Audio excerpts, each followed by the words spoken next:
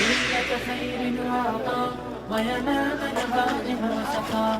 يا نجما شعت أبهجنا رسالة نور وضاء. يا ليلة خير وعطاء وينام نقاء وسخاء. کابل ګوسفندري ولسوالۍ په دې کلي کې شاوخوا 50 کوره ژوند کوي.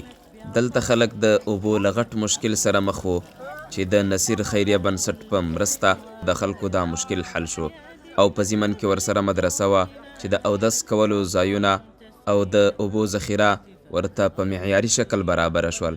چا چې دغه صدقه رالیږلې او موږ دلته مصرف کړي، رب العزال د محترم ورور ته صدقه قبوله او په دارینو کې ورته اجر ورکړي.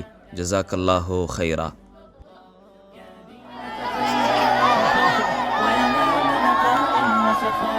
يا نجما شع فأبهجنا يا شعلة نور وضاء.